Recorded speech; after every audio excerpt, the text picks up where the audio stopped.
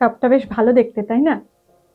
আহ, আসলে এই কাপ কেনার অভ্যেসটা আমরা মা, ঠাকুমা, পিসিমা, মাসিমা এদের সকলের কাছ থেকে পেয়েছি। এই গল্প না অন্য আর একদিন বলবো, কিভাবে আমার মা ঠাকুমা কাপ কিনতো। আম, কিন্তু এই অভ্যেসের সাথে সাথে আরো অনেক কিছু অভ্যেস কিন্তু তারা ভুলে গেছিল। আমরাও ভুলে যাই, শুধু আমরা মেয়েরা কেন, ছেলেরাও ভুলে যায়। কি অভ্যেস জানেন তো? নতুন কিছু শেখা, নিজের জন্য ভাবা, নিজের জন্য একটু সময় আবিষ্কার করা। সেই রকমই আমি কিভাবে 40-এর পর নতুন হবি আবিষ্কার করলাম নিজের জন্য, এবং জানতে পারলাম যে না, আমি পারি সেগুলো করতে। এতদিন যে ভাবতাম আমি পারি না, কিন্তু আমি পারি। কিভাবে আবিষ্কার করলাম সেই গল্পটাই আমি আজকে আপনাদের শোনাবো। শুনতে গেলে আমার সঙ্গে থাকতে হবে কিন্তু, আর সাবস্ক্রাইব করতে হবে। ও হ্যাঁ, আমি কে? আমি অর্পিতা। সবাইকে সুস্বাগতম আমার চ্যানেলে। অনেকদিন বাদে এলাম। হ্যাঁ, এইবারে শুরু করি কিভাবে আমি আবিষ্কার করলাম। তার আগে একটু আমার ছোটবেলার কথায় চলে যাই। ছোটবেলাতে আমি গান, লেখাপড়া ছাড়া আর সেরকম কিছু পারতাম না, সত্যি কথা বলতে গেলে। এই যখনই না সেলাই বোনা দেখতাম, আসলে আমাদের সময় স্কুলে না সেলাই বোনা একটা তো সাবজেক্ট ছিল, আমার কিন্তু ভীষণ ডিফিকাল্ট লাগতো। কারণ আমাকে যদি আপনি অঙ্ক দিয়ে দেন, আমি অঙ্ক করে ফেলবো, কিন্তু সেলাই বোনা দিলে ওরে বাবা, আমার তখন বুক ধড়পড় করতে শুরু করতো। কিভাবে যে সেই সেলাই বোনার দিনগুলো মানে কাটিয়েছি এবং কিভাবে যে সেই পরীক্ষাগুলো দিয়েছি, সে এক তো আরো বড় গল্প হয়ে যাবে। যাই হোক, ফিরে আসি। ছোটবেলাতে আমার মা আসলে খুব ভালো সেলাই বোনা করতে পারতো, এবং আমার ঠাকুমাকেও দেখেছি সেলাই বোনা করতে, আমার পিসিদেরও দেখেছি। কিন্তু মা আসলে দেখে নিয়েছিল ও মেয়ে যা সেলাই বোনা করছে, এর থেকে বেশি আর পরীক্ষায় নম্বরটা পাস করে যাচ্ছে, ব্যাস ওইটাই হয়ে যাবে। আমিও তাই আর ভয় ভয় পারতাম না। পরবর্তীকালে আর দরকারও পড়েনি, একটু একটু ছুঁচসুতো দিয়ে সেলাই করেই কাজকর্ম মিটে যেত। তারপরে যখন চাকরি সূত্রে বিভিন্ন জায়গায় ঘুরছি, সেরকমই কলকাতার দিকে ফিরে এলাম। ফিরে আসার পর আমি যেখানে থাকতাম কলকাতায় কমপ্লেক্সে, সেখানে আমার বন্ধু বান্ধবদের দেখতাম কি সুন্দর সুন্দর আর্ট অ্যান্ড ক্রাফটের কাজ করতো। কত পেপার ক্রাফট, নিটিং করা, ক্রশে করা, মানে কুরুশের কাজ করা, কত কিছু ওরা করতে পারে। আমার কিন্তু দেখতে ভীষণ ভালো লাগতো।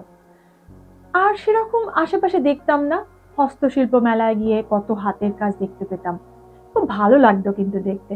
আর আমি না হস্তশিল্প মেলাতে গিয়ে সব কিনে কিনে বাড়িতে সাজিয়ে রাখতাম। নিজে করবার কথা কখনো ভাবিনি, কারণ ও জানতাম ও আমার দ্বারা হলো না। এইভাবেই দিন কাটছিল আর কি। তারপরে 2020 নাগাদ আমি বিদেশে এলাম, ইংল্যান্ডে এলাম চাকরি সূত্রে। এখানে আসার পর আমার পুরো দৃষ্টিভঙ্গিটাই পাল্টে গেল, জানেন তো। এখানে এই আর্ট অ্যান্ড ক্রাফটের জিনিসপত্র চারিদিকে বিক্রি হচ্ছে। মানে আপনি কোনো সুপার স্টোরে যান, সেখানে আপনি কিন্তু উল্কাটাটা পেয়ে যাবেন, আরো অনেক কিছু পেয়ে যাবেন। এমনকি আর্ট অ্যান্ড ক্রাফটের জন্য অনেক বড় বড় দোকানও আছে, সেখানে অনেক কিছু পাওয়া যায়। কি যে পাওয়া যায় না সেটারই আমার কাছে হিসেব নেই, সব পাওয়া যায়।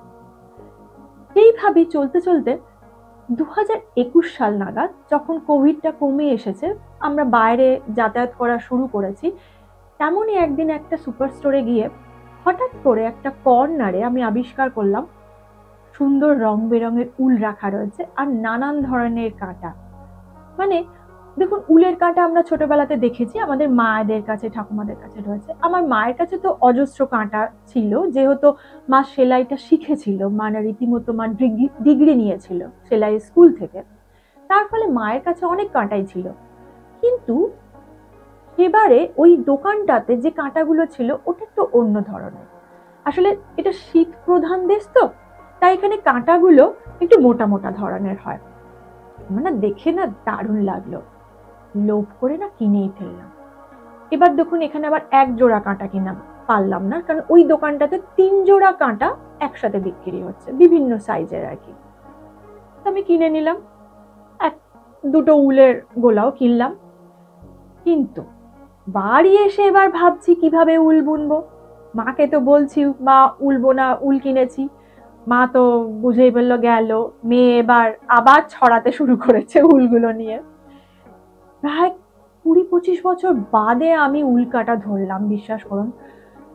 তখন ভাবছি কি করি, কিন্তু আমাদের এই বর্তমান দিনে একটা দারুণ সুবিধা হচ্ছে ইউটিউবের মতো শেখার জায়গা আর কিন্তু কোথাও নেই। কত কিছু যে শেখা যায়।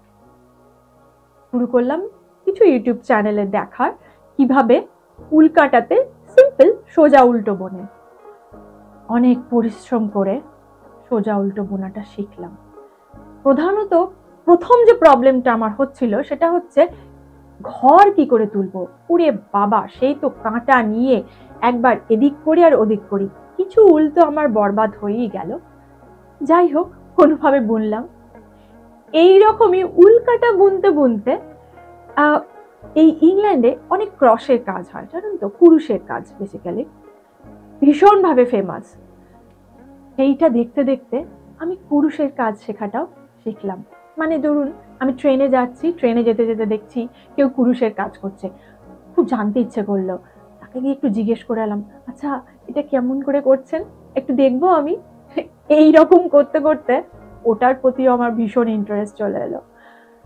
তারপরে আমার ছেলের কিছু কুইলিং এর জিনিসপত্র ছিল, জানেন তো, ওই যে পেপার ক্রাফট, পেঁচিয়ে পেঁচিয়ে, আমাদের দেশে কিন্তু এটা ভীষণ ফেমাস। হ্যাঁ, ইংল্যান্ডে আমি অতটা দেখিনি, কিন্তু তাও ফেমাস। ছেলের সেই জিনিসপত্র পরিষ্কার করতে করতে ছেলে আর করে না, তা আমি ভাবলাম ফেলে দেবো, একটু আমিই দেখি না চেষ্টা করে পারি কিনা কাগজগুলো পাকাতে।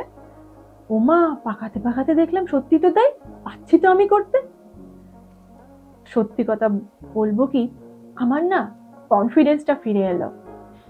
40 বছর বয়স পেরোনোর পর যখন আমরা এই পেরিমেনোপজ সিমটমে, যখন আমরা এই হরমোন ডিসব্যালেন্স সিমটমে, তখন আবিষ্কার করছি যে হ্যাঁ আমি পারি, আমি কিছু করতে পারি, আমি একেবারেই ফেলনা নই।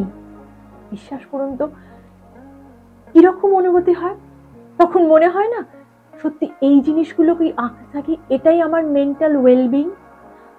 এখান থেকে মনে পড়লো, জানেন, ইংল্যান্ডে মেন্টাল ওয়েলবিং এর জন্য রীতিমতো ভাবে এই আর্ট অ্যান্ড ক্রাফটকে প্রমোট করা হয়। এমনকি গভর্নমেন্ট থেকেও চারিদিকে সবাই প্রমোট করছে কিভাবে এই ক্রাফট ওয়ার্ক করলে আপনার মেন্টাল ওয়েলবিং ভালো থাকবে, এমনকি অ্যালজাইমার, ডিমেনশিয়া, এই ধরনের ডিজিজগুলো থেকে আপনি দূরে থাকতে পারবেন। কি দারুণ ব্যাপার, তাই না? ব্যাস, সেই যে আমার ভালো লাগা শুরু হলো না, আজও চলছে। না, অনেকে আমাকে জিজ্ঞেস করে আমি কি বিজনেস করব। হ্যাঁ, অনেকেই বিজনেস করে এগুলো নিয়ে। না, আমি সত্যি বিশ্বাস করুন বিজনেস করার জন্য ভাবিনি। আমি ভেবেছি আমার ভালো লাগার জন্য, যাতে জীবনের শেষে আমি কিছু রেখে যেতে পারি, কোনো ক্রিয়েটিভিটি কাজ, যাতে আমি মরে গেলে সেই জিনিসগুলো দেখলে আমার পরবর্তী প্রজন্ম ভাবে, ও এটা না অমুকজন বানিয়েছিল, ধরুন আমার নাতিপুতি। তখন কিরকম আনন্দ হবে বলুন তো। যেমনটা এখন আমি দেখি আমার মায়ের বানানো জিনিসগুলো, তখন সত্যি একটা দারুণ অনুভূতি হয়। তখন মনে হয় মানুষ না থাকলেও মানুষের ক্রিয়েটিভিটিটা থেকে যায়, আর সেটা দিয়েই তার আসল পরিচয়টা তৈরি হয়, তাই না? কেমন লাগলো আমার এই নতুন হবি খুঁজে পাওয়ার জার্নিটা? জানাতে ভুলবেন না কিন্তু, এই কমেন্ট সেকশনে লিখে জানাবেন। আর জানাবেন আপনার নতুন কিছু শেখার অনুভূতি, কিভাবে আপনি আপনার মেন্টাল হেলথটাকে ব্যালেন্সে রাখেন, তাই না? আর আমার পরবর্তী ভিডিওগুলো দেখতে হলে, যেমন ধরুন আমি পরে নিয়ে আসছি আমার 25 বছর বাদে ফার্স্ট নিটিং প্রজেক্টটা কি ছিল, কতটা ছড়ালাম আর কতটা গোটালাম, সেই গল্প নিয়ে আমি আসবো আমার পরের ভিডিওতে। তাহলে ভুলবেন না কিন্তু আমার এই ভিডিওটাকে লাইক, কমেন্ট আর সাবস্ক্রাইব করতে আমার এই চ্যানেলটাকে। Thank you. আবার দেখা হবে। খুব ভালো থাকবেন।